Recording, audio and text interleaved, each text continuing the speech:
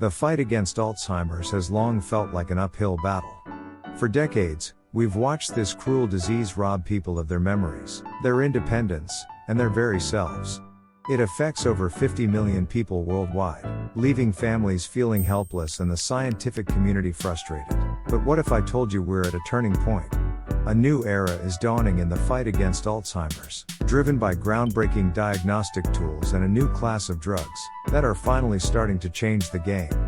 It's not a cure, not yet, but for the first time in history, we're seeing a real possibility of slowing the disease down. Understanding the cause of the troublemaking proteins. Before we talk about the new treatments, we need to understand the fundamental cause of the disease. Alzheimer's is a complex illness that leads to the damage and death of brain cells, while several factors contribute to its onset. The most widely accepted cause in the scientific community is the abnormal buildup of two specific proteins, beta amyloid and tau. When we examine a brain affected by Alzheimer's, we find two distinctive abnormalities, not present in a healthy brain. Beta amyloid plaques. These are sticky protein clumps that accumulate outside the brain's nerve cells, while a healthy brain can break down and clear. Beta amyloid. In Alzheimer's patients, it isn't properly removed and instead clumps together into toxic plaques. These plaques block communication between nerve cells and trigger an inflammatory response that damages the brain. Tau tangles. Tau proteins are normally essential for transporting nutrients and other materials inside nerve cells. However, in Alzheimer's, the tau proteins become abnormally twisted and tangled, destroying the cell's internal transport system.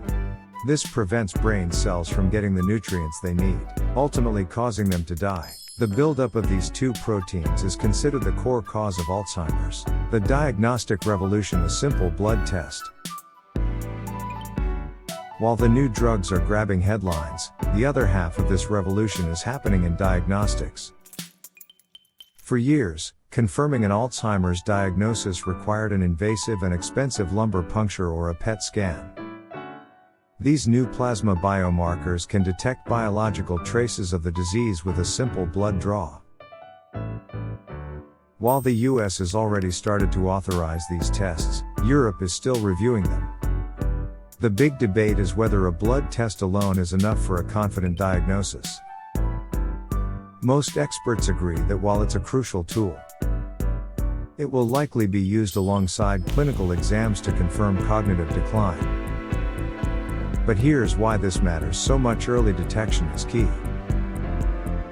These new drugs are only effective in the very early stages.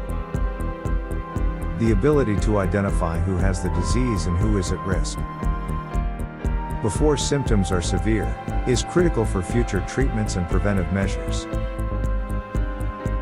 The latest drugs, lecanemab and donanemab, aim to slow the disease's progression by removing them. The first breakthroughs, slowing the clock.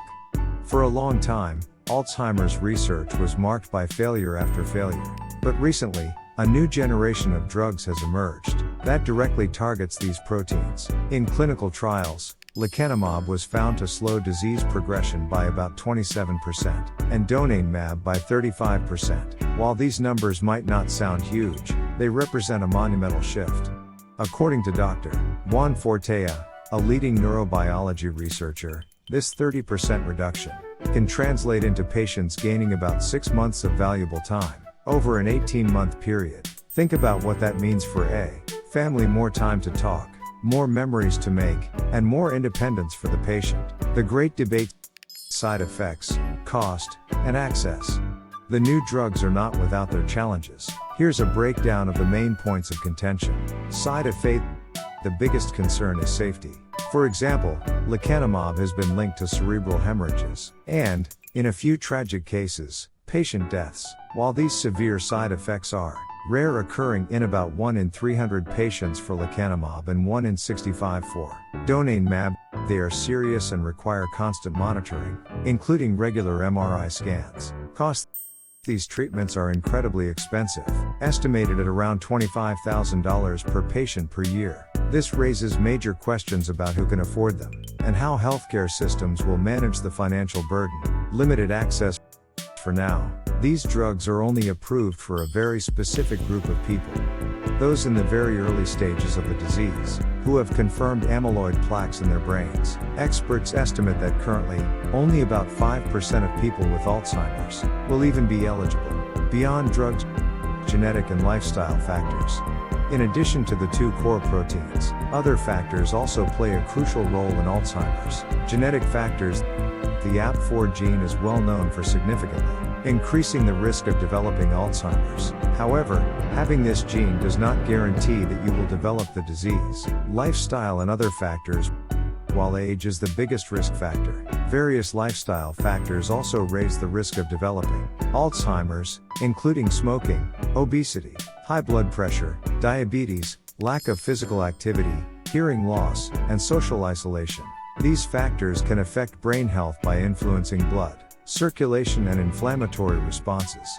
A major scientific review identified 14 modifiable risk factors that could prevent nearly half of all dementia cases worldwide. This shows that Alzheimer's is not a disease with a single cause, but rather a complex condition where a combination of genetics, lifestyle, and environmental factors work together to cause progressive brain damage. The Alzheimer's revolution is happening on two fronts. Through powerful new drugs and through the growing understanding of prevention. It's a complex and often controversial journey.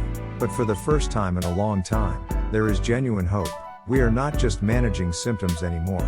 We are beginning to fight the disease itself. And that, in and of itself, is a massive victory. So, what do you think? Do these small steps forward represent a huge leap for humanity? Let us know in the comments below. And don't forget to like and subscribe for more in-depth looks at the world of science and health.